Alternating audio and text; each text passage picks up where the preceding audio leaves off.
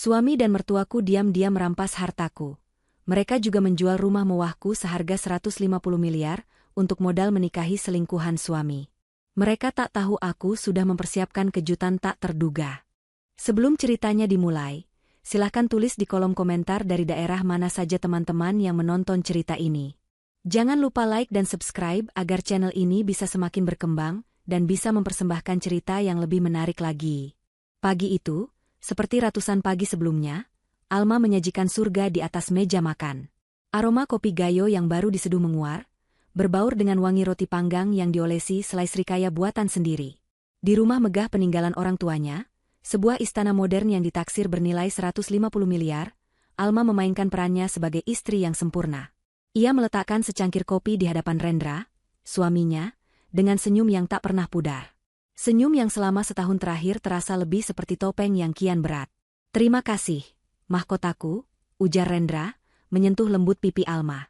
Kata-katanya manis, semanis madu, namun matanya tidak lagi memancarkan kehangatan yang sama seperti di awal pernikahan mereka. Ada kilat aneh di sana, kilat yang terlalu cepat berlalu untuk bisa Alma pahami sepenuhnya. Di seberang meja, Ibu Wati, ibu mertuanya, menyeruput tehnya dengan gerakan anggun yang dibuat-buat. "Alma, kamu ini memang menantu idaman. Rajin, penurut, dan selalu tahu cara melayani suami. Ibu bangga sekali padamu," katanya. Kalimat itu meluncur mulus, tetapi selalu ada jeda sebelum kalimat lanjutannya yang berbisa. "Sayang sekali, kesempurnaanmu belum lengkap tanpa kehadiran seorang cucu untuk ibu. Tapi tidak apa-apa, ibu mengerti, tidak semua wanita ditakdirkan untuk itu." Alma hanya tersenyum tipis, menunduk seolah menerima nasihat itu dengan lapang dada.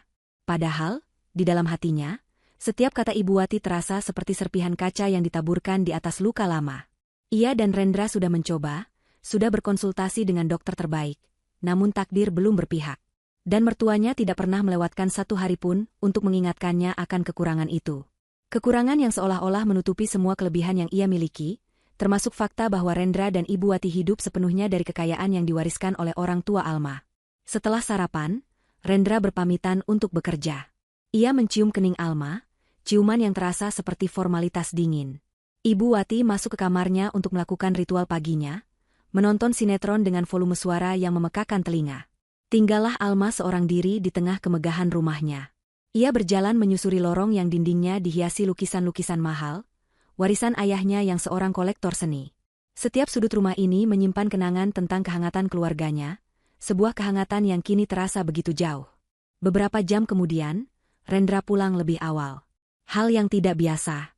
Ia tidak masuk ruang kerja seperti biasanya, melainkan menghampiri Alma yang sedang berada di taman belakang, merawat mawar putih kesukaan almarhumah ibunya. Rendra datang dengan senyumnya yang paling menawan, senyum yang dulu selalu berhasil meluluhkan hati Alma. "Sayang, aku ada kabar baik," katanya, duduk di samping Alma di bangku taman. "Ingat proyek properti di selatan yang pernah aku ceritakan? Proyeknya butuh suntikan dana segar secepatnya.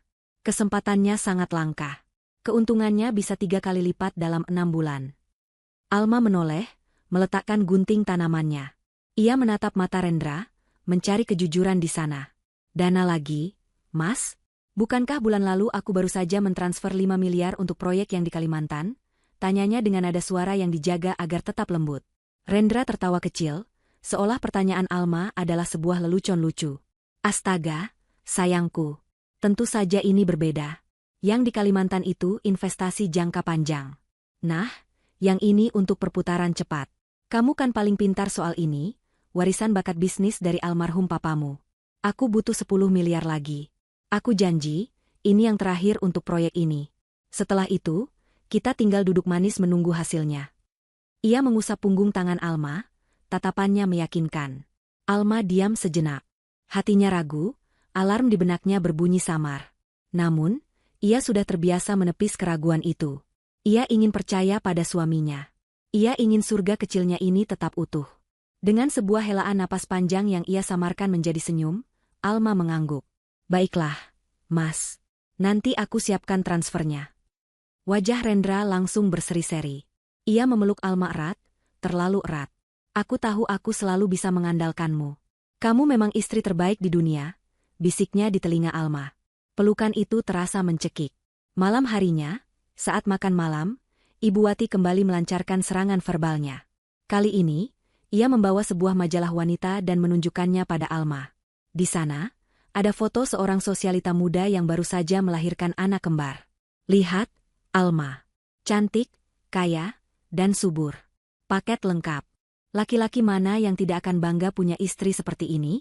Rendra itu anakku satu-satunya, penerus keluarga. Wajar kalau ibu khawatir. Harta bisa habis, tapi keturunan akan abadi. Cerocosnya panjang lebar, seolah Alma tidak ada di sana. Rendra hanya diam, sibuk dengan makanannya, tidak membela Alma sedikitpun. Keheningan dari Rendra justru terasa lebih menyakitkan daripada kata-kata pedas ibunya. Alma merasa seperti seorang terdakwa di pengadilan keluarganya sendiri. Setelah makan malam, ia memilih untuk menyibukkan diri. Ia mengumpulkan pakaian kotor, termasuk setelan jas mahal yang dikenakan Rendra kemarin saat pergi untuk rapat penting di luar kota. Katanya, rapat itu berlangsung sampai larut malam untuk finalisasi sebuah kesepakatan besar. Di dalam ruang cuci yang sunyi, Alma mulai memeriksa setiap saku pakaian. Itu adalah kebiasaan yang ia lakukan untuk memastikan tidak ada barang penting yang ikut tercuci. Saat tangannya masuk ke saku jas Rendra, ia merasakan secari kertas yang terlipat kasar. Bukan kartu nama atau catatan rapat. Alma membukanya perlahan. Matanya terpaku pada tulisan di atas kertas itu.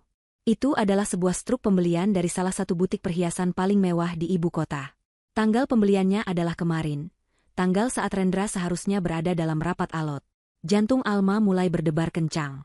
Ia membaca detail barang yang dibeli. Sebuah kalung berlian edisi terbatas, dengan nama koleksi, The Star of Marisa. Harganya membuat Alma nyaris sesak napas. Di bagian bawah struk, ada sebuah catatan kecil yang ditulis tangan oleh pramuniaga. Mungkin untuk kartu ucapan, untuk M, satu-satunya bintangku. M. Marisa. Nama itu tiba-tiba muncul di benak Alma. Beberapa minggu lalu, Rendra pernah menyebut nama itu sambil lalu. Seorang rekan bisnis baru yang katanya sangat cerdas dan agresif. Alma mencoba meyakinkan dirinya, mungkin ini hanya hadiah untuk klien penting. Mungkin, M, bukan berarti Marisa. Tapi hatinya tahu ia sedang membohongi diri sendiri. Kebohongan yang selama ini ia bangun untuk mempertahankan kewarasannya mulai retak. Tiba-tiba, ia mendengar suara tawa dari ruang kerja Rendra. Pintu ruangan itu tidak tertutup rapat. Terdorong oleh firasat buruk yang tak tertahankan, Alma melangkah mendekat, berjinjit agar tidak menimbulkan suara. Ia mendengar suara Rendra dan Ibu Wati di dalam. Semuanya lancar. Bu, 10 miliar sudah di tangan. Alma itu benar-benar bodoh. Mudah sekali dibujuk dengan kata-kata manis. Kata Rendra, disusul tawarnya. Suara Ibu Wati menyahut, terdengar puas. Bagus. Terus kuras hartanya sampai kering. Sedikit lagi, semua asetnya akan kita pegang. Maklar properti sudah bilang, rumah ini bisa laku cepat. Setelah rumah ini terjual, kamu bisa ceraikan perempuan mandul itu. Buang saja sampah tak berguna itu jauh-jauh. Kamu bisa mulai hidup baru dengan Marisa, dia dari keluarga terpandang dan pasti bisa memberi ibu cucu. Tenang saja, Bu. Semuanya sudah Rendra siapkan. Marisa juga sudah tidak sabar. Setelah ini, kita akan hidup seperti raja. Dunia Alma runtuh saat itu juga. Suara-suara itu berdengung di telinganya, mengalahkan detak jantungnya sendiri yang terasa berhenti berdetak. Surga yang ia jaga mati-matian ternyata hanyalah sebuah panggung sandiwara. Ia bukanlah seorang ratu, melainkan seekor sapi perah yang sedang digiring ke rumah jagal. Ia bersandar di dinding koridor yang dingin, tubuhnya gemetar hebat. Struk perhiasan di tangannya terasa membakar kulit. Air mata yang seharusnya tumpah seolah membeku di pelupuk matanya. Rasa sakit yang luar biasa melandanya, begitu dalam hingga ia tidak bisa bernapas. Namun, di tengah kehancuran itu, sesuatu yang lain mulai tumbuh. Sesuatu yang dingin, kelam, dan penuh perhitungan. Kesedihan di matanya perlahan memudar, digantikan oleh kobaran api kebencian yang sunyi. Ia meremas truk itu hingga menjadi bola kertas kecil.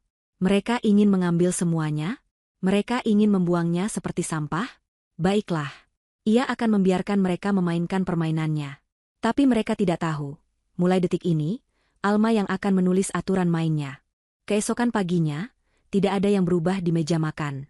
Alma tetap menyajikan sarapan dengan senyum yang sama. Ia menuangkan kopi untuk Rendra, menyajikan teh hangat untuk Ibu Wati. Ia adalah aktris terbaik di panggung sandiwaranya sendiri. Tidak ada yang menyadari badai yang telah menghancurkan hatinya semalam, atau kegelapan yang kini bersemayam di balik tatapan matanya yang teduh. Ia bahkan bertanya pada Rendra tentang rapatnya yang, sampai larut malam, itu, dan mendengarkan semua kebohongannya dengan penuh perhatian palsu. Luar biasa, Mas. Aku bangga sekali padamu, ujarnya, sambil menyuapkan sepotong roti ke mulutnya sendiri untuk menahan rasa mual. Rendra dan Ibu Wati saling bertukar pandang sekilas. Sebuah pandangan penuh kemenangan yang mereka pikir tidak Alma sadari. Mereka melihatnya sebagai wanita naif yang sama seperti hari kemarin, tidak tahu bahwa wanita di hadapan mereka telah mati dan terlahir kembali dalam satu malam. Segera setelah Rendra berangkat kerja dan Ibu Wati pergi untuk arisan bersama teman-teman sosialitanya, Alma bergerak. Rumah besar itu kini menjadi markasnya. Langkah pertamanya adalah pergi ke ruang kerja ayahnya, sebuah ruangan yang jarang ia masuki karena penuh kenangan. Ruangan itu kedap suara, tempat ayahnya dulu membuat keputusan-keputusan bisnis penting. Alma mengeluarkan sebuah ponsel baru dari dalam tasnya, ponsel yang ia beli tunai beberapa bulan lalu hanya karena firasat. Tidak ada yang tahu tentang keberadaan ponsel ini. Dengan tangan yang kini tidak lagi gemetar, ia menekan sebuah nomor dari ingatannya. Telepon berdering 2 kali sebelum diangkat. "Halo?" Terdengar suara berat dan berwibawa di seberang sana. "Paman Hanum, ini Alma," kata Alma, suaranya terdengar serak. Hening sejenak. Pak Hanum adalah pengacara kepercayaan ayahnya, seorang sahabat lama yang sudah ia anggap seperti keluarga. "Alma, ada apa, Nak?" Suaramu terdengar aneh. "Paman, aku butuh bantuanmu," lanjut Alma, suaranya kini lebih mantap. "Mereka mau mengambil semuanya. Tidak perlu penjelasan lebih lanjut." Pak Hanum langsung mengerti gawatnya situasi. "Jangan bicara apa-apa lagi di telepon. Aku akan ke rumahmu sore ini. Katakan pada semua orang aku datang untuk membahas dokumen yayasan almarhum ayahmu." "Mengerti?" "Aku mengerti, Paman. Terima kasih." Sore itu, mobil Pak Hanum yang elegan berhenti di depan rumah. Alma menyambutnya di pintu dengan wajah yang sengaja ia buat sedikit murung, seolah sedang bernostalgia membahas urusan orang tua. Ibu Wati, yang sudah pulang, hanya melirik sekilas dengan tatapan meremehkan sebelum kembali fokus pada televisinya. Ia menganggap kedatangan Pak Hanum hanya urusan membosankan yang tidak ada hubungannya dengan rencananya. Di dalam ruang kerja ayahnya, pintu terkunci rapat. Alma menceritakan semuanya. Ia meletakkan struk perhiasan itu di atas meja, lalu menceritakan percakapan yang ia dengar semalam. Wajah Pak Hanum yang biasanya tenang berubah menjadi keras. Tangannya terkepal di atas meja. "Kurang ajar. Beraninya mereka melakukan ini pada putri sahabatku," geramnya. Ia menatap Alma dengan tatapan prihatin sekaligus bangga. "Ayahmu akan sangat bangga melihat ketegaranmu, Alma. Sekarang, katakan padaku, apa yang ingin kamu lakukan? Kita bisa menuntut mereka, tapi prosesnya akan panjang dan menyakitkan." Alma menggeleng pelan. Matanya menatap lurus ke arah Pak Hanum, memancarkan keteguhan yang mengejutkan. "Tidak, Paman. Kalau hanya menuntut, mereka mungkin bisa lolos. Mereka akan menyewa pengacara hebat, memutarbalikkan fakta. Aku tidak mau itu. Aku mau mereka merasakan apa yang aku rasakan. Aku mau mereka kehilangan segalanya, seperti mereka berencana membuatku kehilangan segalanya. Aku mau mereka masuk ke dalam perangkap yang mereka gali sendiri." Pak Hanum menatapnya lama, melihat bayangan sahabatnya, seorang ahli strategi yang ulung, dalam diri gadis muda di hadapannya. Ia tersenyum tipis. "Baiklah. Kita tidak akan bertahan. Kita akan menyerang. Aku punya rencana." Rencana itu pun mulai disusun. Sebuah rencana yang rumit, berisiko, namun jika berhasil, akan sangat memuaskan. Langkah pertama adalah yang paling krusial, mengamankan semua dokumen asli. Malam itu, saat Rendra dan Ibu Wati sudah tertidur lelap, Alma membuka brankas utama di balik lukisan orang tuanya di ruang keluarga. Jantungnya berdebar kencang, bukan karena takut, tapi karena adrenalin. Di dalamnya, tersimpan semua bukti kekayaannya, sertifikat asli rumah, surat kepemilikan saham di berbagai perusahaan, bukti deposito, dan surat berharga lainnya. Ia mengambil semuanya, memasukkannya ke dalam sebuah tas besar, dan meninggalkan brankas itu dalam keadaan kosong. Keesokan harinya, dengan alasan pergi ke salon, Alma mengendarai mobilnya sendiri ke sebuah bank di pusat kota. Di sana, ia menyewa sebuah kotak deposit aman, Safe Deposit Box, atas namanya sendiri, menggunakan identitas yang tidak terhubung dengan Rendra. Ia memasukkan semua dokumen asli itu ke dalamnya. Saat pintu baja tebal itu tertutup dan terkunci, Alma merasa beban berat terangkat dari pundaknya. Asetnya kini aman. Langkah kedua adalah membuat duplikat. Pak Hanum memiliki koneksi dengan seorang ahli pemalsuan dokumen terbaik, seseorang yang biasanya bekerja untuk intelijen negara. Prosesnya memakan waktu beberapa minggu dan biaya yang tidak sedikit, tapi hasilnya sempurna. Setiap detail, mulai dari tekstur kertas, tanda air, hingga tanda tangan pejabat, semuanya identik dengan aslinya. Tidak akan ada yang bisa membedakannya dengan mata telanjang. Selama minggu-minggu itu, Alma terus memainkan perannya. Ia menjadi lebih perhatian pada Rendra, lebih patuh pada Ibu Wati. Ia bahkan, secara tidak sengaja, meninggalkan beberapa majalah properti di meja kopi, seolah ia juga tertarik untuk menjual rumah dan pindah ke tempat yang lebih kecil. Hal ini membuat Rendra dan Ibu Wati semakin yakin bahwa rencana mereka berjalan mulus. Pak Hanum juga memberikan Alma beberapa alat canggih berukuran mikro. Sebuah alat perekam suara seukuran kancing baju kini terpasang di bawah meja kerja Rendra, tempat favoritnya untuk berdiskusi dengan sang ibu. Sebuah kamera tersembunyi beresolusi tinggi juga ia letakkan di pot bunga yang menghadap ke ruang tamu. Ia kini memiliki mata dan telinga di setiap sudut rumahnya sendiri. Akhirnya, hari yang ditunggu-tunggu pun tiba. Dokumen-dokumen palsu itu sudah ada di tangan Alma. Ia meletakkannya kembali di dalam brankas yang kosong, membuatnya seolah tidak pernah disentuh. Malam itu, Rendra menghampirinya di kamar dengan wajah yang dibuat seserius mungkin. Namun matanya tak bisa menyembunyikan kilau keserakahan. Ia membawakan Alma segelas teh hangat kesukaannya. Sayang, mulainya dengan lembut. Ada sedikit masalah administrasi. Pemerintah sedang mengadakan program pemeriksaan pajak properti besar-besaran. Aku butuh sertifikat rumah kita yang asli, hanya untuk diperlihatkan pada petugas dan dicocokkan datanya. Setelah itu langsung aku kembalikan. Urusannya agak ribet, jadi biar aku saja yang tangani. Kebohongan yang begitu lancar. Alma hampir tertawa. Ia menatap lekat-lekat mata suaminya, mencari sisa-sisa cinta yang mungkin masih ada di sana, dan tidak menemukan apapun. Yang ada hanyalah ambisi dan tipu daya. Rasa sakit yang tajam sempat menusuk hatinya, sebuah duka untuk pernikahan yang telah mati. Namun, ia segera menepisnya. Wajahnya memasang ekspresi khawatir yang dibuat-buat. Oh, begitu ya, Mas? Tentu saja, akan aku ambilkan. Sebentar. Ia berjalan menuju ruang keluarga, menuju brankas di balik lukisan orang tuanya. Ia sengaja memutar kombinasi dengan sedikit lambat, membangun ketegangan. Ia membuka pintu brankas dan mengambil amplop coklat tebal berisi sertifikat rumah palsu itu. Ia kembali ke kamar, di mana Rendra sudah menunggunya dengan tidak sabar. Alma menyerahkan amplop itu ke tangan Rendra.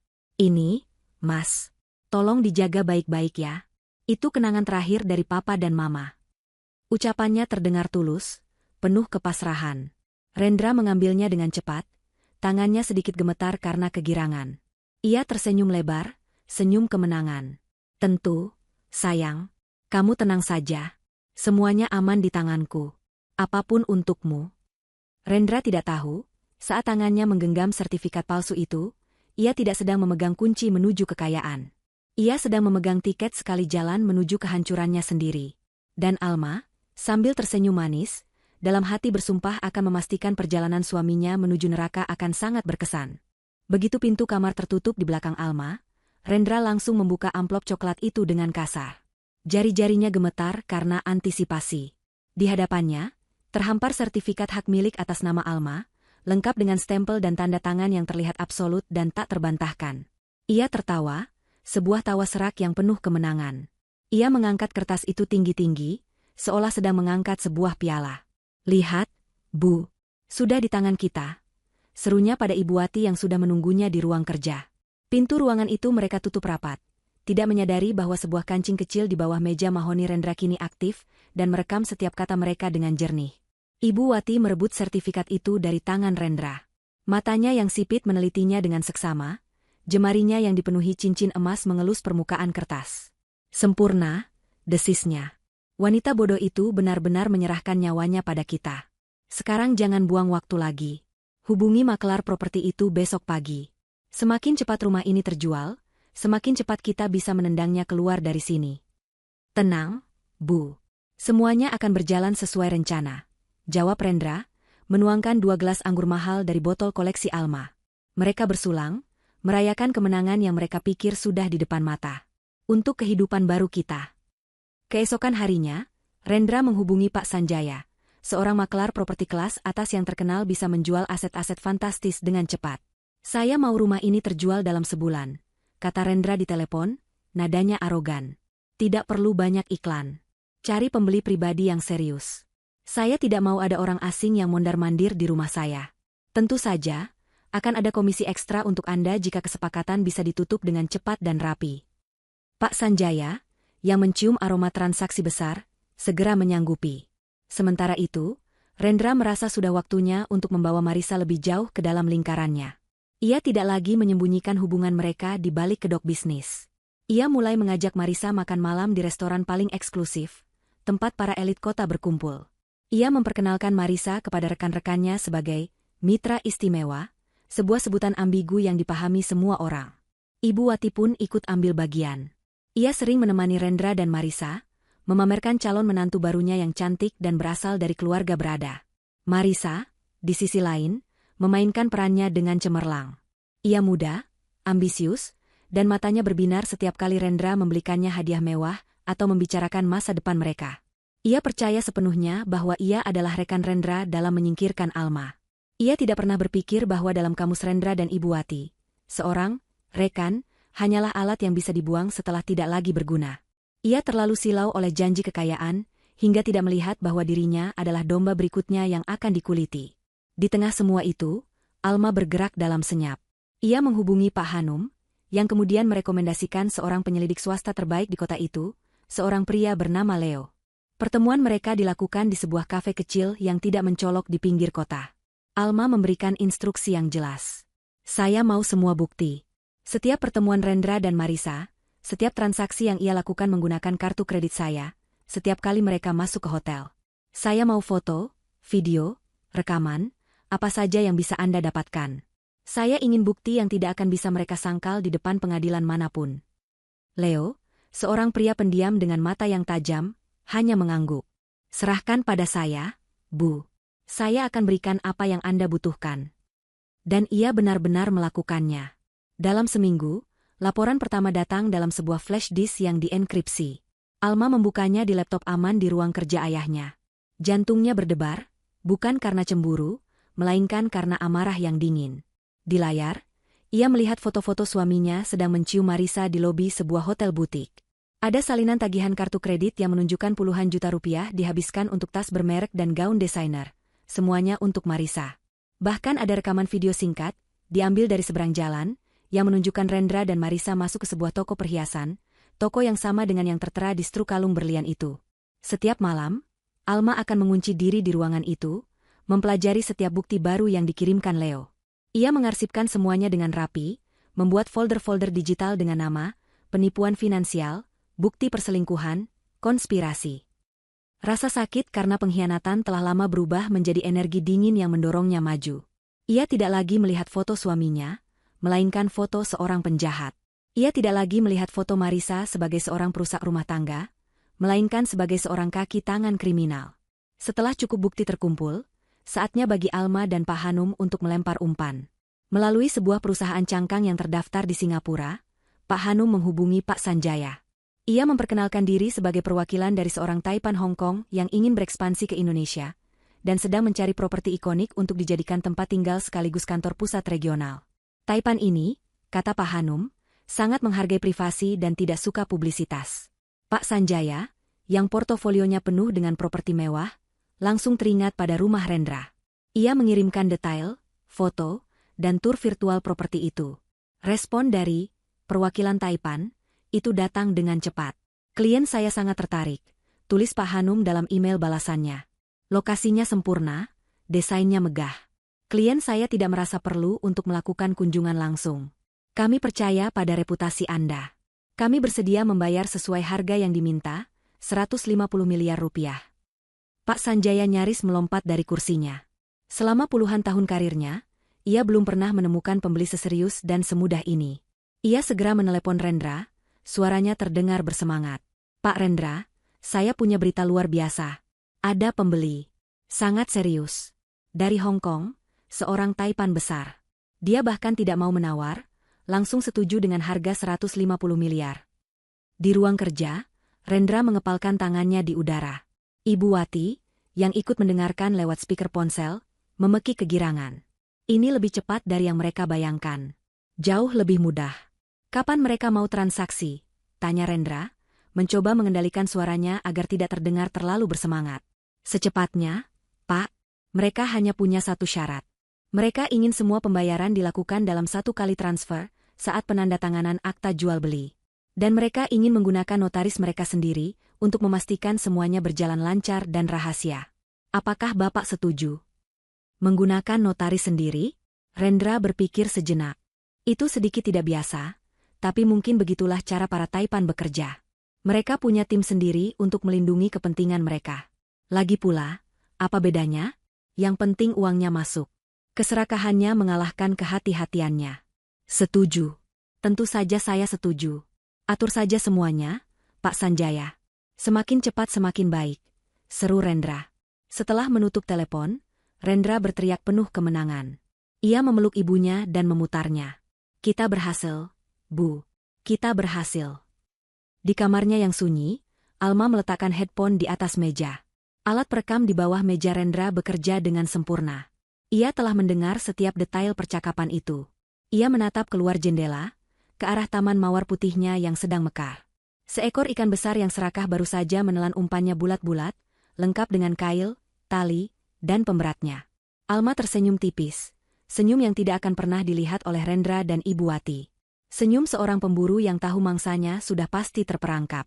Dengan kepastian penjualan rumah di depan mata, suasana di dalam istana megah itu berubah drastis. Lapisan tipis kepura-puraan yang selama ini dijaga oleh Rendra dan Ibu Wati menguap begitu saja, digantikan oleh arogansi dan kekejaman yang tak lagi ditutup-tutupi. Rendra tidak lagi memanggil Alma, mahkotaku. Panggilannya kini hanya nama, diucapkan dengan nada datar dan memerintah. Ibu Wati berhenti melontarkan sindiran halus. Kini ia mencela Alma secara terang-terangan di depan para asisten rumah tangga. Lihat itu, piringnya kurang bersih. Apa gunanya punya istri kalau pekerjaan sepele begini saja tidak becus? Hardiknya suatu pagi, mendorong piring sarapannya hingga menimbulkan bunyi denting yang keras. Puncak dari perubahan sikap itu adalah ketika Rendra mulai membawa Marisa ke rumah. Awalnya, ia beralasan ada dokumen bisnis yang harus ditandatangani. Namun, lama-kelamaan, Marisa menjadi tamu rutin. Ia akan datang di sore hari, mengenakan pakaian mahal yang dibelikan Rendra, dan berkelakuan seolah ia adalah nyonya rumah yang baru. Sayang, menurutmu sofa ini warnanya sudah ketinggalan zaman, ya? Nanti kalau kita sudah di sini, kita ganti saja dengan warna gading, ujar Marisa suatu hari, sambil bergelayut manja di lengan Rendra, tepat di hadapan Alma yang sedang menyiram tanaman di ruang keluarga. Alma tidak menjawab. Ia hanya melanjutkan pekerjaannya, gerakannya tetap tenang dan terukur. Namun, di dalam dirinya, setiap kata dan tindakan mereka terekam dengan jelas. Kamera tersembunyi di pot bunga menangkap semuanya. Saat Ibu Wati mengajak Marisa ke kamar utama dan membuka lemari pakaian Alma, menawarinya untuk mencoba gaun-gaun dan perhiasan. Ambil saja yang kamu suka, sayang. Sebentar lagi ini semua milikmu. Anggap saja ini barang-barang bekas dari penghuni lama, kata Ibu Wati, tertawa bersama Marisa. Setiap malam, di benteng pertahanannya, ruang kerja sang ayah, Alma akan memutar ulang rekaman hari itu. Ia menonton dengan wajah tanpa ekspresi saat Marisa mencoba kalung berlian peninggalan ibunya, saat Rendra menunjukkan denah rumah pada Marisa sambil merencanakan renovasi. Ia juga mendapatkan rekaman emasnya. Sebuah percakapan larut malam antara Rendra dan ibunya di ruang kerja. Setelah menikah dengan Marisa, kita harus pintar-pintar, Rendra, kata Ibu Wati. Keluarganya memang kaya, tapi ayahnya sangat licik. Pastikan kamu bisa memegang kendali atas aset mereka. Buat dia menandatangani perjanjian pranikah yang menguntungkan kita. Tentu, Bu. Rendra sudah memikirkannya. Marisa itu cinta mati padaku. Dia akan menandatangani apa saja yang aku sodorkan.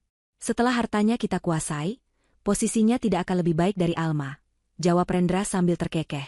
Alma menyimpan rekaman itu di folder terpisah dengan nama, Senjata Pamungkas. Ia kini punya bukti niat busuk mereka, tidak hanya terhadapnya, tapi juga terhadap pion mereka sendiri, Marisa. Kehadiran Alma yang pasif dan diam membuat Ibu Wati semakin jengkel. Ia ingin Alma marah, menangis, atau mengamuk. Reaksi seperti itu akan menjadi pembenaran atas perlakuan buruk mereka. Namun Alma tidak memberinya kepuasan itu. Ia terus menjalani perannya sebagai istri yang patuh, melayani mereka dengan kesabaran yang tampak tak terbatas. Kesabarannya justru menjadi siksaan psikologis bagi mertuanya. Hingga suatu malam, kesabaran Ibu Wati mencapai puncaknya. Marisa kembali datang untuk makan malam. Mereka bertiga duduk di meja makan, mengobrol dan tertawa riang, sengaja mengabaikan Alma yang sedang menyajikan makanan. Alma bergerak seperti bayangan, meletakkan hidangan satu persatu. Saat ia hendak meletakkan semangkuk sup jagung kepiting yang masih mengepul panas di hadapan Ibu Wati, insiden itu terjadi. Tepat ketika mangkuk itu berada di atas meja, Ibu Wati dengan sengaja menyenggol meja dengan lututnya. Gerakannya tiba-tiba dan cukup kuat. Mangkuk itu terdorong, dan isinya yang panas tumpah mengenai punggung tangan Alma yang sedang memegangnya. Aduh! Alma menarik tangannya dengan cepat, sebuah desisan tajam keluar dari bibirnya. Kulitnya langsung memerah, terasa perih dan terbakar. Beberapa tetes sup juga mengenai taplak meja yang mahal. Marisa terkesiap kaget, menutup mulutnya. Rendra hanya melirik sekilas ke arah tangan Alma, lalu kembali fokus pada makanannya seolah tidak terjadi apa-apa.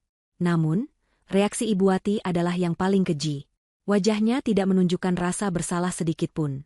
Sebaliknya, ia menatap Alma dengan tatapan marah. Ya ampun, Alma, kamu ini kenapa ceroboh sekali? Sih, lihat perbuatanmu. Taplak meja mahal ini jadi kotor. Cepat bersihkan. Jangan hanya berdiri di situ mengadu seperti anak kecil. Bentaknya dengan suara melengking. Dunia seolah berhenti berputar sejenak. Para asisten rumah tangga yang melihat kejadian itu dari dapur hanya bisa menunduk takut. Alma berdiri mematung, rasa perih di tangannya seolah menjalar ke seluruh tubuhnya, hingga ke hatinya. Ia menatap kulitnya yang mulai melepuh. Lalu, ia mengangkat kepalanya perlahan. Matanya yang biasanya teduh kini, menatap lurus ke arah tiga orang di meja makan. Ia menatap wajah Ibu Wati yang penuh kemenangan. Ia menatap Rendra yang acuh tak acuh. Ia menatap Marisa yang tersenyum gugup namun sinis. Di mata mereka, ia tidak melihat penyesalan, hanya penghinaan. Tidak ada air mata. Tidak ada teriakan. Alma tidak mengatakan sepatah kata pun. Ia hanya berbalik, berjalan dengan langkah yang sangat tenang menuju dapur. Semua mata mengikutinya. Ia menyalakan keran dan mengalirkan air dingin ke atas punggung tangannya yang terbakar. Gerakannya terkendali, nyaris seperti robot. Rasa sakit fisik itu tidak ada apa-apanya dibandingkan dengan rasa sakit di dalam dirinya, rasa sakit yang kini telah berubah menjadi kekuatan yang mengerikan. Ia mematikan keran dan mengeringkan tangannya dengan lembut. Ia kemudian menatap pantulan dirinya di kaca jendela dapur yang gelap.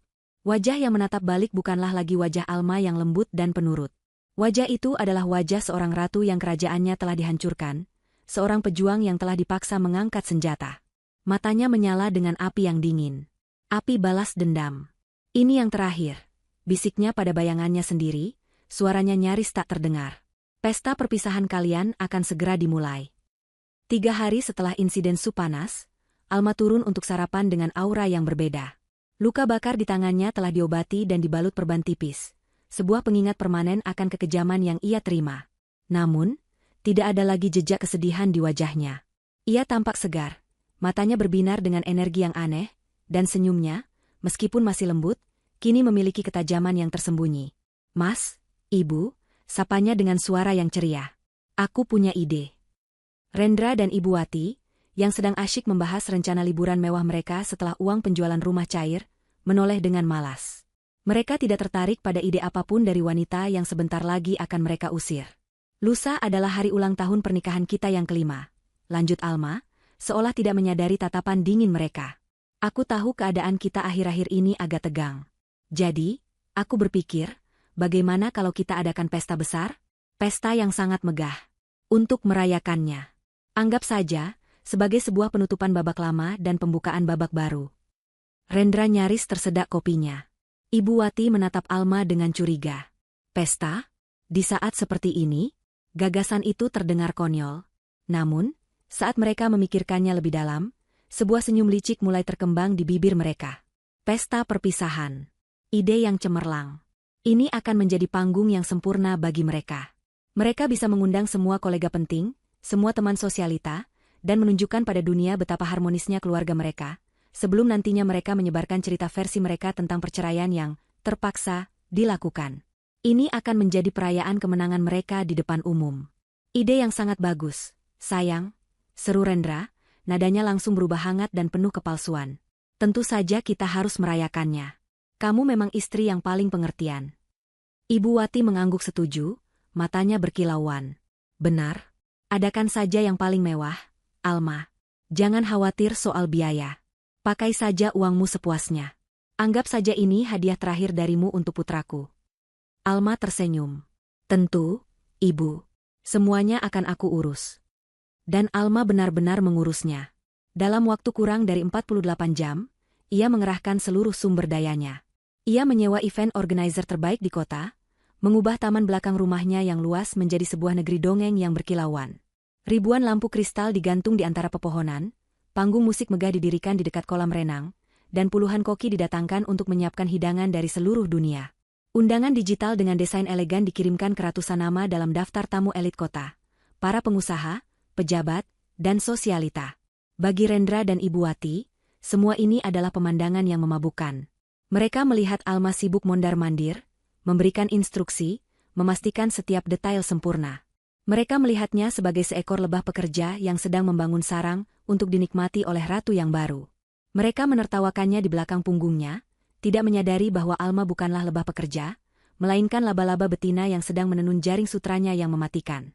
Di hari pesta, Alma menghabiskan waktu berjam-jam di kamarnya. Ia tidak memilih gaun dari koleksi yang pernah dibelikan Rendra. Sebaliknya, ia mengenakan gaun yang ia pesan khusus beberapa minggu lalu. Gaun itu berwarna merah darah, dengan potongan sederhana namun sangat kuat, memeluk tubuhnya dengan sempurna. Gaun itu menjeritkan kekuatan, bahaya, dan keanggunan. Saat ia menatap dirinya di cermin, dengan riasan wajah yang tajam dan rambut yang disanggul tinggi, ia nyaris tidak mengenali wanita yang menatap balik. Wanita di cermin itu bukanlah korban. Ia adalah seorang pemangsa. Ketika Alma menuruni tangga besar menuju taman, semua aktivitas seolah berhenti sejenak. Para tamu yang sudah mulai berdatangan menatapnya dengan kagum. Rendra dan Ibu Wati, yang sedang menyambut tamu di pintu masuk, tertegun. Mereka belum pernah melihat Alma seperti ini. Ada sesuatu yang berbeda, sesuatu yang membuat bulu kuduk mereka meremang. Namun, kekaguman para tamu dengan cepat mengalihkan perhatian mereka. Mereka kembali tersenyum, menarik Alma ke sisi mereka. Kau tampak berbeda malam ini, bisik Rendra di telinga Alma, nadanya campuran antara pujian dan kegelisahan. Mungkin karena aku sangat bahagia, Mas, jawab Alma, senyumnya menyentuh matanya, namun tidak ada kehangatan di sana. Pesta berlangsung dengan sangat meriah.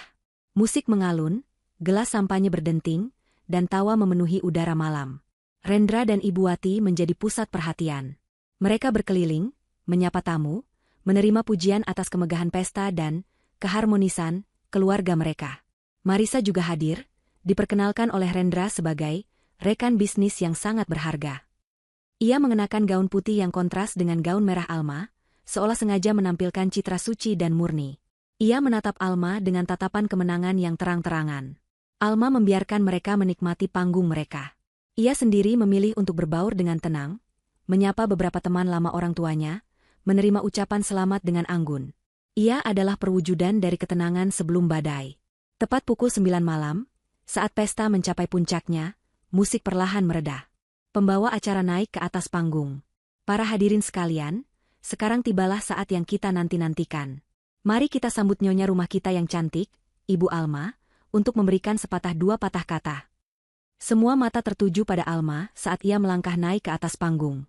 Tepuk tangan membahana. Rendra dan Ibu Wati tersenyum bangga, mengira Alma akan memberikan pidato cinta yang membosankan tentang betapa hebatnya suami dan mertuanya. Alma berdiri di tengah panggung, memegang mikrofon. Cahaya lampu menyorotnya, membuat gaun merahnya tampak menyala.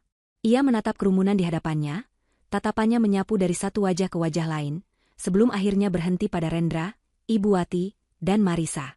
Selamat malam semuanya, suaranya terdengar jernih dan kuat melalui pengeras suara. Terima kasih telah datang untuk merayakan hari jadi pernikahan kami. 5 tahun adalah waktu yang panjang. Waktu yang cukup untuk belajar banyak hal. Belajar tentang cinta, tentang pengorbanan, dan tentang pengkhianatan. Ada sedikit perubahan di atmosfer pesta. Kata terakhir itu menggantung di udara. Senyum di wajah Rendra dan Ibu Wati sedikit membeku. Malam ini bukan hanya perayaan masa lalu, lanjut Alma, senyum tipis bermain di bibirnya. Tapi juga perayaan masa depan. Sebuah masa depan baru yang cerah. Dan berbicara tentang masa depan, ada seorang tamu istimewa yang hadir malam ini. Seseorang yang akan menjadi bagian penting dari masa depan keluarga kami. Ia mengalihkan pandangannya ke arah gerbang utama taman. Sesuai isyarat, 2 orang penjaga membuka gerbang itu lebar-lebar.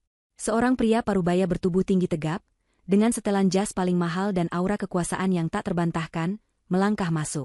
Ia diapit oleh 2 orang asisten yang berwajah serius. Semua tamu menoleh, bertanya-tanya siapa gerangan tokoh penting ini. Pagi setelah pesta yang gemerlap, udara di rumah terasa berbeda. Ketegangan yang biasanya menyelimuti meja makan telah lenyap, digantikan oleh euforia yang nyaris tak bisa disembunyikan oleh Rendra dan Ibu Wati. Mereka memandang Alma dengan cara baru. Bukan lagi sebagai target, tetapi sebagai seorang pecundang yang anehnya telah memuluskan jalan bagi kemenangan mereka. Mereka menyimpulkan bahwa pengumuman tadi malam adalah cara Alma untuk menyerah dengan anggun, sebuah tindakan putus asa untuk menjaga nama baiknya di depan publik. Sarapanmu enak sekali, Al, puji Rendra, sesuatu yang sudah berbulan-bulan tidak ia lakukan. Setelah ini semua selesai, aku akan pastikan kamu mendapatkan tunjangan perceraian yang layak. Aku tidak sekejam itu. Ibu Wati menambahkan, benar. Anggap saja itu pesangon karena sudah melayani kami dengan baik selama ini. Alma hanya tersenyum, menuangkan kopi ke cangkir mereka untuk terakhir kalinya. Tidak perlu repot-repot memikirkanku. Aku bisa menjaga diriku sendiri, jawabnya dengan tenang. Ketenangannya luar biasa. Ketenangan seorang jenderal yang pasukannya telah mengepung benteng musuh, dan hanya tinggal menunggu fajar untuk memberi perintah menyerang. Pukul 9 pagi, mereka bertiga bersiap-siap. Rendra mengenakan setelan terbaiknya, Ibu Wati memakai perhiasan emasnya yang paling mencolok, dan Marisa, yang datang menjemput, mengenakan gaun bisnis yang elegan. Ia akan menjadi saksi dari transaksi yang akan mengubah hidupnya. Mereka bertiga tampak seperti keluarga bahagia yang akan pergi ke sebuah acara penting. Kamu tidak ikut, Al?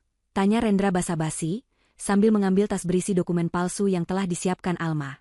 Tidak, Mas. Urusan seperti ini lebih baik kalian yang tangani. Aku akan mulai membereskan beberapa barangku di sini, jawab Alma. Jawaban itu adalah musik di telinga mereka. Mereka tertawa saat mobil mewah Marisa melaju meninggalkan halaman rumah, membayangkan Alma sedang menangis sambil memasukkan pakaiannya ke dalam koper. Mereka tidak tahu bahwa Alma sama sekali tidak menyentuh barang-barangnya. Sebaliknya, ia duduk dengan tenang di ruang kerja ayahnya, di depan sebuah layar monitor besar. Di tangannya ada sebuah ponsel. Ia menekan satu tombol, dan di layar muncul siaran langsung dari beberapa kamera tersembunyi. Pertunjukan akan segera dimulai. Perjalanan menuju kantor notaris dipenuhi dengan tawa dan rencana masa depan. Mereka akan keliling Eropa, membeli apartemen mewah di pusat kota, dan menginvestasikan sisa uangnya. Mereka bahkan sudah mulai mendiskusikan di mana akan membuang perabotan lama milik Alma. Kantor notaris yang ditunjuk oleh Bapak Adijaya terletak di sebuah gedung pencakar langit paling prestisius. Lobi marmernya berkilauan, dan resepsionisnya menyambut mereka dengan sangat profesional. Setiap detail dirancang untuk meneriakan kemewahan, kekuasaan, dan yang terpenting, keabsahan. Keraguan terakhir yang mungkin ada di benak Rendra menguap seketika. Mereka diantar ke sebuah ruang rapat di lantai tertinggi. Ruangan itu berdinding kaca, menyajikan pemandangan kota yang spektakuler. Bapak Adijaya sudah menunggu di sana, duduk di kepala meja konferensi yang panjang, didampingi oleh 2 orang pria berpenampilan seperti pengacara. Seorang wanita parubaya yang rapi, yang diperkenalkan sebagai notaris, Ibu Ratna, tersenyum ramah pada mereka. Seluruh tim ini, tentu saja, adalah para profesional yang disewa oleh Pak Hanum, aktor-aktor ulung dalam drama hukum ini. Selamat pagi, Pak Rendra, Ibu Wati, sapa, Bapak Adijaya, dengan suara beratnya. Mari kita selesaikan ini dengan cepat. Ibu Ratna, sang notaris palsu, mulai bekerja. Ia menyajikan tumpukan dokumen yang sangat tebal di hadapan Rendra dan Ibu Wati. Ini adalah akta jual beli standar untuk transaksi properti bernilai tinggi, jelasnya dengan cepat, suaranya monoton dan penuh istilah hukum. Klausulnya mencakup verifikasi kepemilikan, pernyataan bebas sengketa, mekanisme pembayaran, dan pasal-pasal standar lainnya. Mohon untuk menandatangani di setiap halaman yang telah ditandai. Rendra mencoba membaca halaman pertama, namun matanya langsung kabur melihat kalimat-kalimat panjang yang rumit. Keserakahannya dan ketidaksabarannya mengambil alih. Toh, ini notaris pilihan Taipan besar, pasti semuanya sudah benar. Ia mengambil pulpen mahal yang tersedia di meja. Ibu Wati, yang tidak mengerti apa-apa tentang hukum, hanya mengikuti putranya. Silakan dimulai, kata Ibu Ratna, dan dimulailah ritual itu. Halaman demi halaman mereka buka, menandatangani di bagian bawah tanpa membacanya. Mereka seperti mesin yang bergerak karena euforia. Marisa duduk di belakang mereka, tersenyum puas sambil sesekali melirik ponselnya, mungkin sudah bersiap-siap mengunggah status kemenangan di media sosialnya. Mereka tidak menyadari bahwa di antara tumpukan kertas yang terlihat seperti dokumen legal itu, terselip halaman-halaman yang sama sekali berbeda. Halaman-halaman yang telah disiapkan dengan cermat oleh Pak Hanum. Setiap beberapa lembar akta jual beli palsu, ada satu lembar surat pengakuan utang atas penggelapan dana perusahaan Alma selama bertahun-tahun. Lalu ada lembar surat kuasa mutlak yang memberikan Alma hak penuh untuk menyita seluruh aset pribadi Rendra dan Ibu Wati sebagai jaminan atas utang tersebut. Dan yang paling mematikan, di bagian paling akhir, terselip selembar surat pengakuan bersalah yang merinci seluruh konspirasi mereka untuk menipu Alma, lengkap dengan pengakuan pemalsuan dokumen. Setiap tanda tangan yang mereka bubuhkan adalah paku yang mereka tancapkan di peti mati mereka sendiri. Akhirnya, setelah hampir setengah jam, tanda tangan terakhir dibubuhkan. Rendra meletakkan pulpennya dengan napas lega. Ia bersandar di kursinya, wajahnya berseri-seri. Ibu Wati menepuk-nepuk dadanya, merasa seolah beban hidupnya terangkat. Selesai, kata Ibu Ratna, mengumpulkan semua dokumen dengan rapi. Rendra menatap Bapak Adijaya, mengulurkan tangannya. Terima kasih atas kerjasamanya. Jadi, mengenai transfernya? Sebelum ia sempat menyelesaikan kalimatnya, pintu ruang rapat yang berat itu berayun terbuka tanpa suara. Semua orang menoleh. Di ambang pintu, berdiri Alma. Ia tidak lagi mengenakan pakaian rumah yang sederhana. Ia mengenakan setelan blazer berwarna putih gading yang tajam, membuatnya tampak seperti seorang eksekutif puncak. Wajahnya tenang, namun matanya memancarkan kekuatan yang dingin. Di belakangnya, berdiri Pak Hanum yang sebenarnya, memegang sebuah map kulit, dan diapit oleh dua orang pria berbadan tegap dengan wajah yang tidak ramah. Keheningan total menyelimuti ruangan. Senyum membeku di wajah Rendra, Ibu Wati, dan Marisa. Mereka menatap Alma seolah melihat hantu. Alma? Apa yang kamu lakukan di sini? Gagap Rendra, berdiri dari kursinya. Alma melangkah masuk, sepatunya berketuk pelan di lantai marmer. Ia berjalan melewati meja dan berhenti di kepala meja yang berlawanan, menatap lurus ke arah suami dan ibu mertuanya. Ia mengabaikan Marisa sepenuhnya. Ia tersenyum, senyum pertama yang benar-benar tulus yang ia tunjukkan pada mereka dalam berbulan-bulan. Namun, senyum itu tidak membawa kehangatan. Senyum itu adalah senyum seorang pemenang. Selamat, katanya, suaranya bergema di ruangan yang sunyi itu. Kalian baru saja menyelesaikan transaksi terbesar dalam hidup kalian. Ia berhenti sejenak, membiarkan kata-katanya meresap. Keheningan yang mengikuti pernyataan Alma begitu pekat, seolah menyedot semua udara dari dalam ruangan. Wajah Rendra melewati serangkaian ekspresi dalam hitungan detik. Dari syok total, menjadi kebingungan, lalu berakhir pada tawa. Tawa yang sumbang dan penuh kepanikan. Lelucon. Ini pasti lelucon, kan? Katanya, menatap berkeliling seolah mencari seseorang untuk mendukungnya. Alma, hentikan drama ini. Ini tidak lucu sama sekali. Ibu Wati, setelah berhasil menemukan kembali suaranya, memekik dengan nada tinggi. Anak tidak tahu diuntung. Kau pikir kau siapa bisa menjebak kami seperti ini? Lancang. Setelah semua yang kami berikan padamu, ini balasanmu?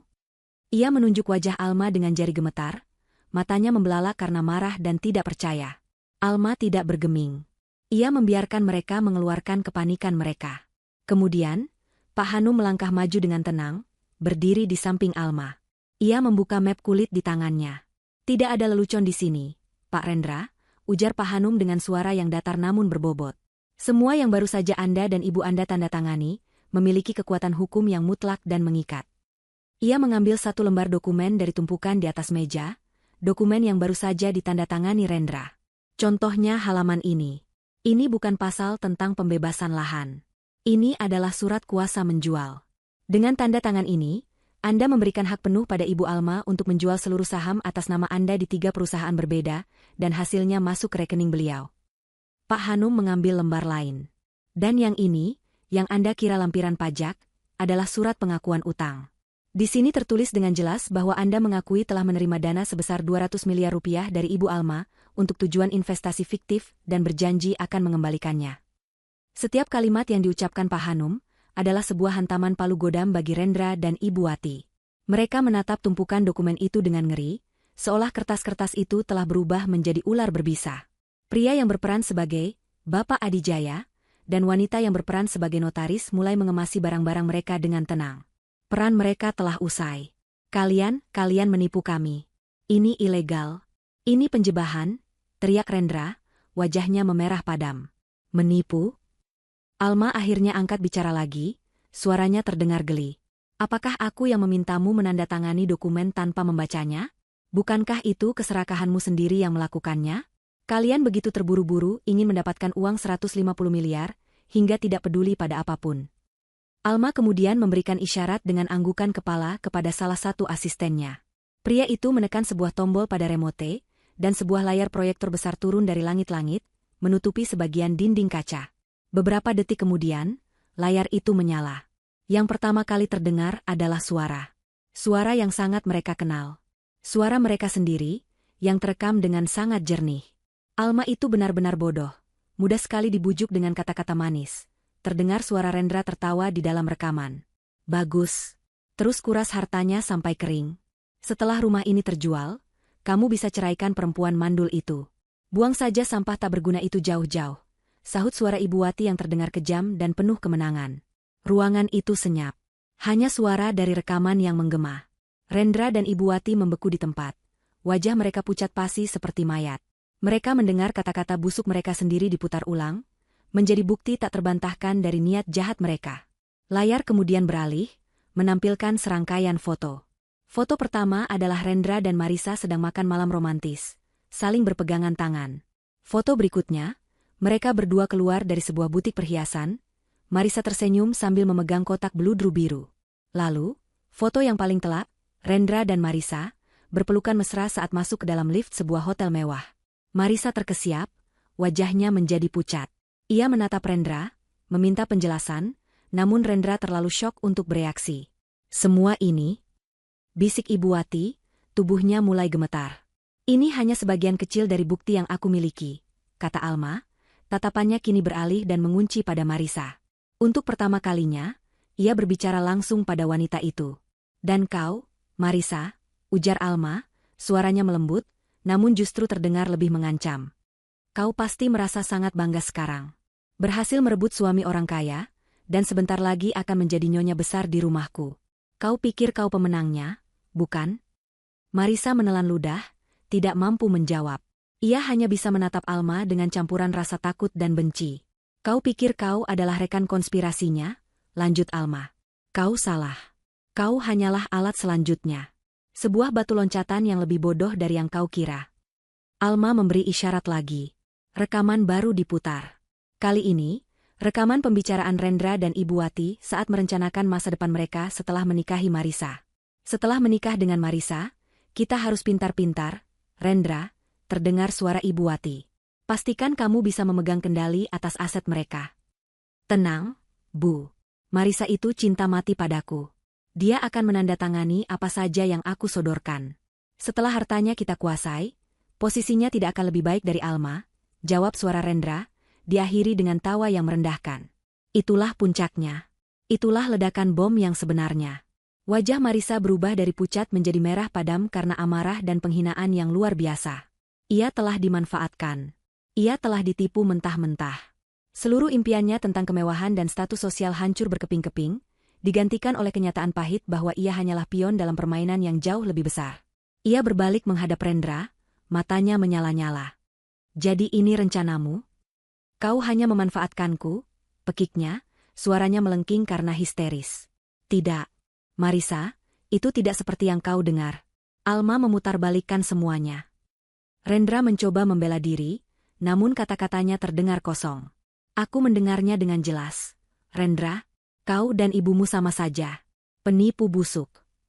Marisa mulai memukuli dada Rendra dengan membabi buta, tangisannya pecah. Ibu Wati, melihat situasi semakin kacau, ikut berteriak. Salahkan saja gadis jalang ini.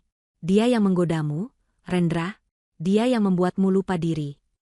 Ruangan mewah itu kini menjadi arena pertempuran.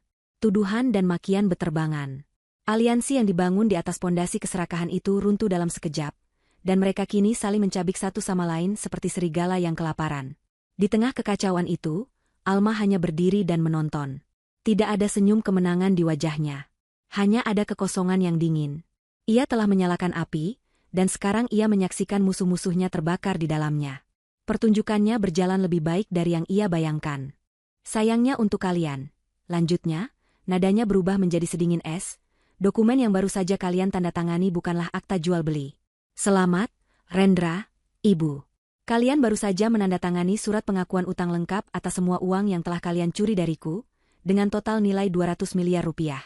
Dan sebagai jaminannya, kalian juga baru saja secara sukarela menyerahkan seluruh aset pribadi kalian kepadaku.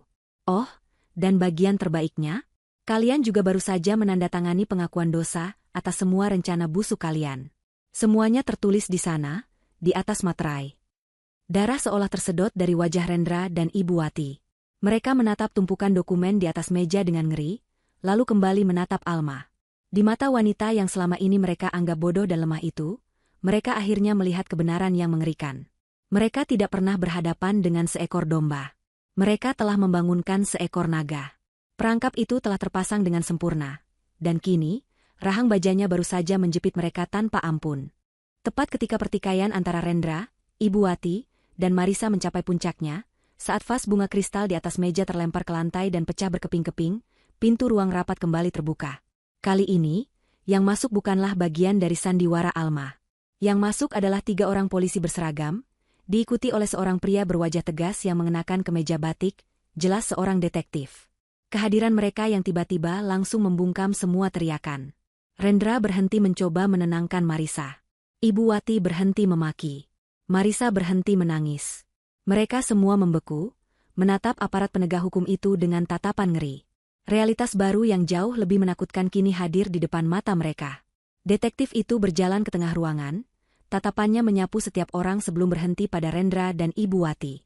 "Selamat siang. Saya Detektif Rahman," katanya dengan suara tenang namun penuh wibawa. "Rendra dan Ibu Wati, Anda berdua ditahan atas dugaan melakukan konspirasi penipuan, penggelapan dana, dan pemalsuan dokumen." Pak Hanum melangkah maju dan menyerahkan sebuah hard drive kepada sang detektif. "Semua bukti awal ada di sini, Pak Detektif. Rekaman audio, video, salinan dokumen, dan surat pengakuan yang baru saja mereka tanda tangani." "Pengakuan apa?" "Kami tidak mengaku apa-apa," sergah Rendra, mencoba mengumpulkan sisa-sisa keberaniannya. "Ini jebakan. Kami dijebak oleh istri saya sendiri." Detektif Rahman tidak terpengaruh. "Anda bisa menceritakan versi cerita Anda nanti di kantor polisi," katanya datar. Ia kemudian memberi isyarat kepada anak buahnya. 2 orang polisi bergerak maju, mengeluarkan borgol dari saku mereka. "Tidak. Jangan sentuh saya. Lepaskan." Ibu Wati menjerit histeris saat seorang polisi memegang lengannya. Perhiasan emasnya bergemeletuk saat ia meronta. Citra wanita sosialita yang anggun itu lenyap seketika, digantikan oleh pemandangan seorang wanita tua yang panik dan ketakutan. Rendra juga berusaha melawan, namun tenaganya seolah hilang. Ia menatap Alma dengan putus asa. "Alma, tolong. Jangan lakukan ini. Aku mohon." Alma hanya menatapnya balik. Matanya tak menunjukkan belas kasihan sedikitpun.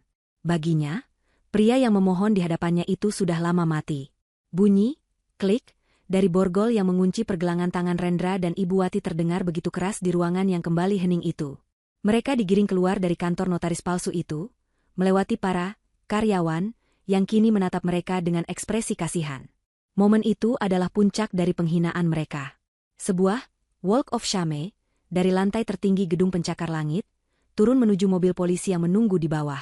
Saat mereka pergi, Marisa mencoba menyelinap keluar, namun 2 pria berbadan tegap yang datang bersama Alma menghalangi jalannya. Ia terperangkap. Ia menatap Alma dengan ketakutan. Alma dan Pak Hanum mendekatinya. "Keadaanmu tidak lebih baik dari mereka, Nona Marisa," ujar Pak Hanum dengan nada formal. "Anda secara sadar ikut serta dalam konspirasi ini. Anda bisa dijerat sebagai tersangka ketiga." Air mata kembali mengalir di pipi Marisa. Saya tidak tahu kalau akan jadi seperti ini," Rendra bilang. "Rendra bilang dia mencintaimu? Rendra bilang kalian akan hidup bahagia selamanya?" potong Alma, suaranya tajam. "Kau sudah mendengar sendiri rekamannya. Baginya, kau hanyalah mangsa berikutnya." Marisa menunduk, isak tangisnya semakin menjadi. Pak Hanum melanjutkan, "Tapi, Anda punya pilihan. Pilihan pertama, Anda diam, dan kami akan menyerahkan bukti keterlibatan Anda pada polisi. Anda akan berakhir di sel yang sama dengan mereka. Pilihan kedua, Anda bekerja sama. Jadilah saksi kunci. Ceritakan semua yang Anda tahu, dari awal hingga akhir. Akui peran Anda. Dengan begitu, jaksa mungkin akan mempertimbangkan untuk memberikan Anda hukuman yang lebih ringan, atau bahkan status sebagai saksi yang dilindungi. Alma mencondongkan tubuhnya sedikit. Mereka mengkhianatimu, Marisa. Ini satu-satunya kesempatanmu untuk membalas mereka dan menyelamatkan dirimu sendiri. Tawaran itu menggantung di udara. Di satu sisi ada penjara dan kehancuran. Di sisi lain, ada secercah harapan. Setelah beberapa saat terdiam, dipenuhi isak tangis, Marisa akhirnya mengangguk pelan. Saya akan bekerja sama. Beberapa jam kemudian, di kantor polisi, narasi kehancuran Rendra dan Ibu Wati mencapai babak final. Mereka ditempatkan di ruang interogasi yang terpisah. Di dalam ruangannya, Ibu Wati menangis terseduh-seduh di hadapan Detektif Rahman. Dihadapkan pada rekaman suaranya sendiri, ia hancur. Naluri untuk melindungi putranya lenyap, digantikan oleh naluri dasar untuk menyelamatkan diri sendiri. Itu semua salah Rendra, Pak, serunya di sela-sela tangis. Dia yang punya ide. Dia dibutakan oleh gadis jalang itu, si Marisa. Dia yang merayu saya, memanfaatkan rasa sayang saya sebagai seorang ibu. Saya ini sudah tua, Pak, saya hanya ikut saja. Saya korban di sini. Sementara itu, di ruangan sebelah, Rendra mencoba mempertahankan arogansinya, menyangkal segalanya. Sampai akhirnya, sang detektif memainkan kartu trufnya. Ibu Anda sudah mengaku. Dia bilang ini semua adalah ide Anda. Dia bilang Anda yang memanipulasinya. Wajah Rendra berubah drastis.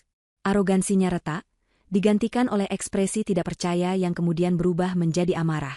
Ibunya sendiri, wanita yang selalu ia anggap sebagai sekutu abadinya, telah mengkhianatinya. Pembohong. Wanita tua itu pembohong. Teriaknya, menggebrak meja. Dia yang meracuni pikiran saya sejak hari pertama saya menikah. Dia yang tidak pernah suka pada Alma. Dia yang bilang saya harus merebut semua harta Alma. Dia yang serakah. Bukan saya. Di ruangan ketiga, Marisa memberikan kesaksiannya dengan lancar. Dibantu oleh pengacara yang ditunjuk Pak Hanum, ia menceritakan setiap detail konspirasi itu, memposisikan dirinya sebagai korban bujuk rayu Rendra yang lihai. Malam itu, Detektif Rahman meletakkan 2 berkas berisi pengakuan di atas mejanya. Pengakuan dari seorang ibu yang menyalahkan putranya, dan pengakuan dari seorang putra yang menyalahkan ibunya. Ikatan darah dan kejahatan yang mereka anggap begitu kuat telah putus, hancur berkeping-keping di bawah tekanan hukum. Kasus ditutup, ujarnya pada rekannya sambil menggelengkan kepala. Tidak perlu kerja keras. Mereka sudah saling menghancurkan satu sama lain. Berita tentang kasus Alma menyebar seperti api. Media menjulukinya, Sang Ratu Cerdas. Sementara kisah pengkhianatan Rendra dan Ibu Wati menjadi santapan publik yang tak ada habisnya. Wajah mereka terpampang di setiap portal berita dan program gosip televisi. Para teman, sosialita yang dulu selalu memuji mereka kini menghilang tanpa jejak. Menjaga jarak seolah Rendra dan Ibu Wati adalah wabah penyakit. Harta pribadi mereka, yang ternyata hanya sebagian kecil dari gaya hidup mewah yang mereka pamerkan, dibekukan oleh negara. Dalam sekejap, mereka kehilangan segalanya, kekayaan, status sosial, dan kebebasan. Proses persidangan berjalan dengan sangat cepat. Jaksa penuntut umum memiliki segunung bukti yang tak terbantahkan. Ruang sidang selalu penuh sesak oleh wartawan dan masyarakat yang penasaran. Rendra dan Ibu Wati, yang kini didampingi oleh pengacara umum karena tak ada lagi yang mau membela mereka, tampak seperti 2 orang asing yang duduk bersebelahan. Mereka tidak lagi saling bicara, hanya saling melempar tatapan benci. Di kursi saksi, Marisa menceritakan semuanya. Dengan air mata yang terus mengalir, ia melukiskan dirinya sebagai korban yang lugu, terperdaya oleh janji manis dan manipulasi Rendra. Kesaksiannya, ditambah dengan bukti rekaman rencana Rendra untuk menipunya, membuatnya mendapatkan simpati dari hakim dan juri. Kemudian, tibalah giliran Alma. Saat ia berjalan menuju kursi saksi, seluruh ruangan hening. Ia tidak tampak seperti korban yang rapuh. Ia mengenakan blus sutra sederhana, rambutnya tergerai rapi, dan wajahnya memancarkan ketenangan yang luar biasa. Ia berbicara dengan suara yang jelas dan mantap, menceritakan penderitaannya bukan dengan keluhan, melainkan dengan fakta. Ia menceritakan tentang sindiran-sindiran pedas Ibu Wati yang menggerogoti harga dirinya hari demi hari. Ia merinci satu persatu transaksi keuangan yang ia setujui atas nama cinta dan kepercayaan, yang ternyata adalah penipuan terencana. Ia mengisahkan malam ketika ia mendengar percakapan di ruang kerja, malam yang menghancurkan hatinya sekaligus membangkitkan kekuatannya. Puncaknya adalah ketika ia menunjukkan perban di tangannya kepada majelis hakim. Luka ini, yang mulia, katanya, suaranya sedikit bergetar untuk pertama kalinya, adalah simbol dari semua yang mereka lakukan. Mereka tidak hanya mencoba merampas harta saya. Mereka mencoba merampas martabat saya, jiwa saya. Tapi mereka gagal. Karena pada hari mereka menumpahkan sup panas ke tangan ini, mereka justru menyalakan api di dalam diri saya. Api untuk melawan. Kesaksiannya begitu kuat, hingga beberapa orang di galeri penonton terlihat menyeka air mata. Pembelaan dari pengacara Rendra dan Ibu Wati terdengar lemah dan putus asa. Strategi mereka untuk saling menyalahkan di depan hakim justru menjadi bumerang, menunjukkan betapa busuknya karakter mereka dan betapa tidak adanya penyesalan dalam diri mereka. Akhirnya, hari putusan pun tiba.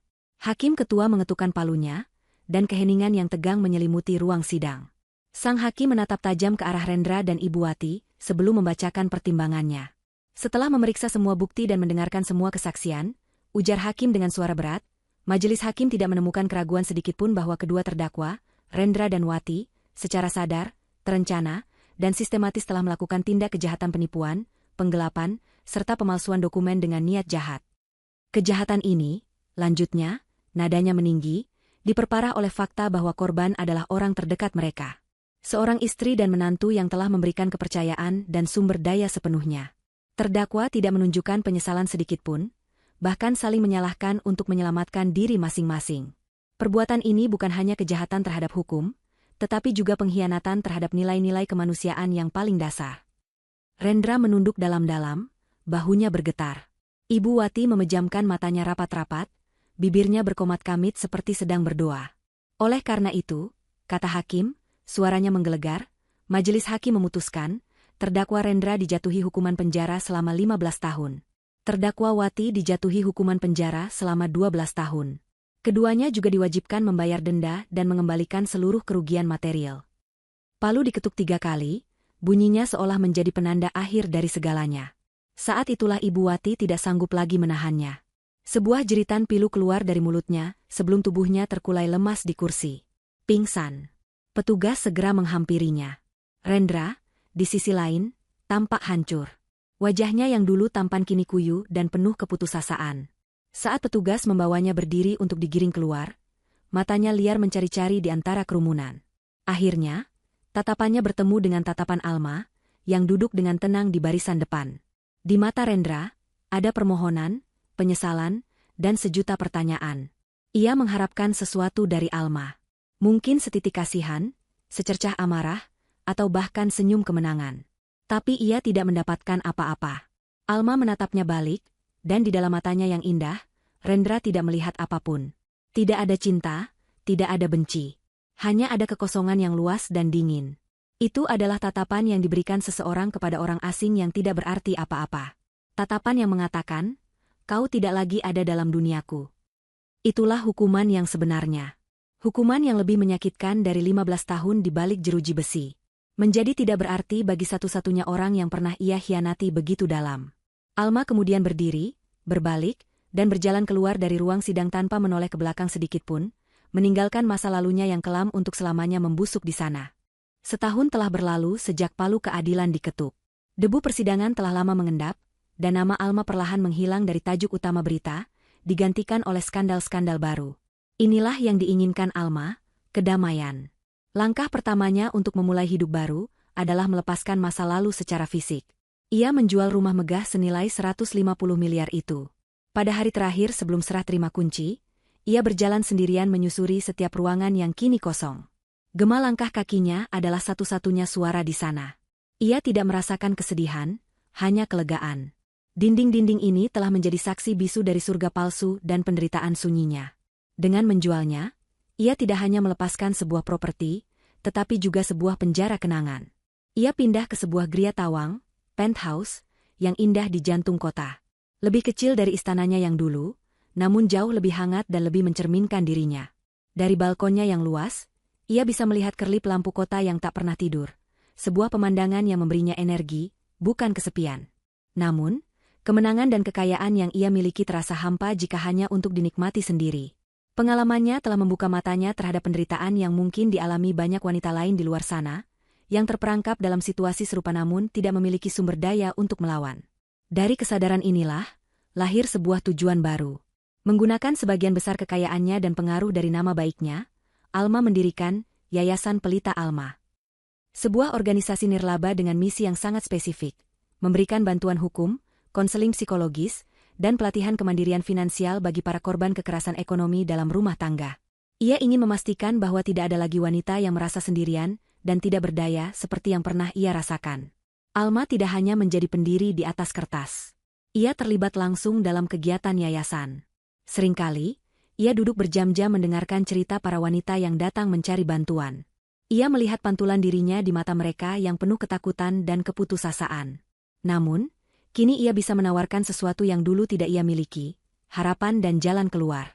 Anda tidak sendirian, adalah kalimat yang selalu ia ucapkan, kalimat yang ia sendiri sangat ingin dengar di masa-masa tergelapnya.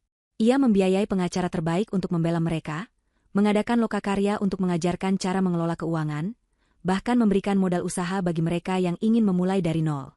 Kehidupannya kini diisi dengan hal-hal yang tulus.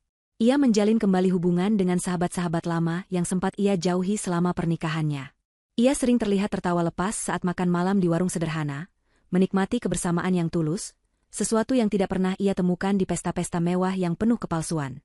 Ia juga mulai melakukan perjalanan, bukan untuk lari dari sesuatu, melainkan untuk menemukan dirinya.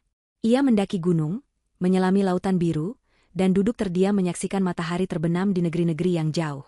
Ia menemukan kedamaian dalam keheningan alam. Suatu sore yang cerah, Alma berdiri di balkon geria tawangnya.